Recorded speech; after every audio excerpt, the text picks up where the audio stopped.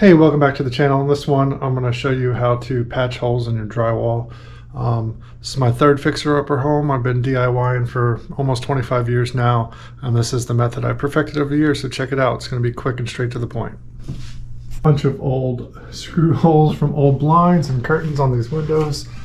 I'll focus on these two here. First step is to remove any old drywall anchors. There were plastic ones in here I removed.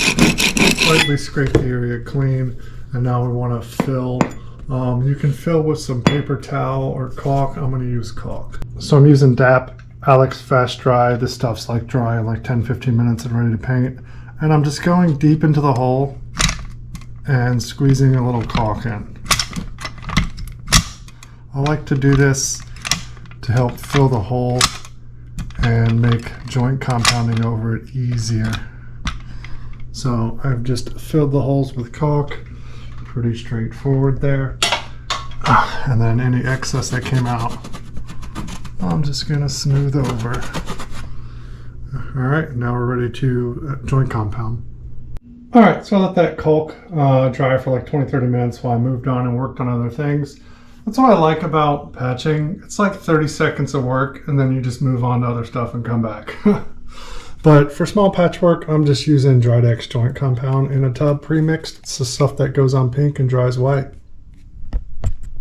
So I got a little bit on my putty knife. Just gonna push it in. Spread it out, get some of this excess off.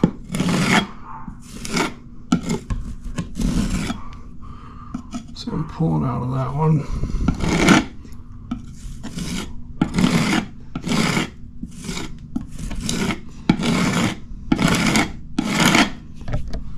All right, and then because I have this swirled rough texture, you don't always need to do this, but I'm blending out these hard edges to make my sanding easier later. And we'll let that dry. A little patch like this probably take an hour or two to dry. It just depends on interior, exterior wall, temperature, humidity, all that. So come back in a bit. So it's been about an hour. I installed some new outlets, did some more painting. That's what I like about this kind of work. It's really not hard. It's like 30 seconds to a minute worth of work, and then you walk away and do other stuff. So there's the first coat dry. I'm just going to go in with joint compound and do one more coat.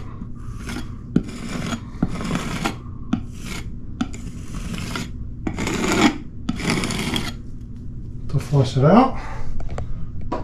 And I'll do the same thing I did before. Smooth out these edges into my swirl texture. And we'll let that dry. It shouldn't take long, really thin coat. Second coat of joint compound is dry. It only took like 20 minutes. Because I smoothed it out and the kind of texture I have on these walls, honestly, it's really smooth. And I can make this blend without sanding. But usually I have to sand, so I got a little piece of 120. I'm going to sand for like 5 seconds.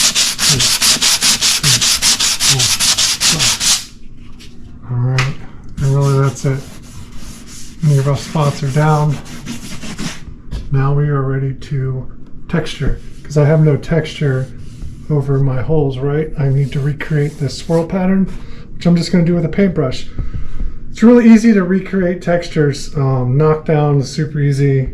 Orange peely textures I can do with a sponge or a rag. Just dab it on there. Knock down high spots. But let's grab a paintbrush and some watered down joint compound. I'll just go over this a couple of times with a paintbrush to blend the texture. And here is what I'm going to texture with. It's just watered down joint compound. I've had this for years, this old container that I keep watered down joint compound in. And then over time, I add water before I use it. So it's the consistency of like yogurt or pancake batter. So I'm going to dip my paintbrush in this. You don't want it too wet to where it drips. And then we will throw some texture on there.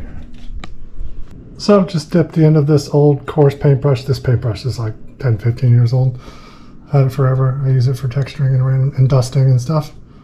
So all I'm going to do is on the area where the two holes were, dab a little bit on, go past the area and recreate this swirl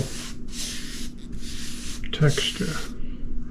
And that's it. Let that dry for probably 10 minutes and that should be dry. It's really thin. And then we will be ready to prime and paint. All right, the texturing is dry. I'm gonna just hit it with some spot primer, some KILZ Original in a spray can. This is great for patching and hitting up small areas. I just have a little tape and cardboard for overspray.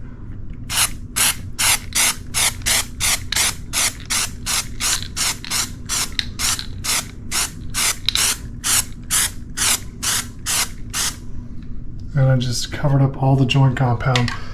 Now, spot priming is great. It does two things. One, it shows you what your patch is going to look like before you paint. So if you messed up the texture or didn't sand good, it'll show you what your finished product is going to look like. And it gives you, this stuff dries fast. It gives you time to resand or retexture, work on your patch before you paint. But also, you know, fresh joint compound will flash through paint, even 2 coats of paint. So you'll get better coverage over your patchwork with your paint when you prime first. So let this prime dry for about 30 minutes to an hour and then be ready to paint. And for fun, I have other patching I've been doing. I won't prime these 2 little spots that I patched, and I'll just paint over those so you can see if the joint compound flashes through the paint. So hopefully there's some good lighting. That's 1 coat of paint over that joint compound patchwork here. You can see the joint compound flashing through quite a bit. And then on this spot here, I did 2 coats. I don't know if it's going to show up.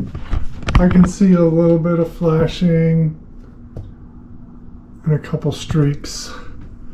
And then I also did 2 coats on top. Now granted, this isn't fully dry. I just finished 10-15 minutes ago doing this. So that's 2 coats on top of the primer. I don't see any flashing of the joint compound. Drew me a little arrow to keep track of the one, and where the patch is somewhere in here that I retextured. Completely blended. So yeah, that'll wrap up this video. That is my process for patching nail and screw holes in walls when you're getting ready to paint, making them go away, making them invisible, like they were never there. All right, thanks for watching this one. All right, bye.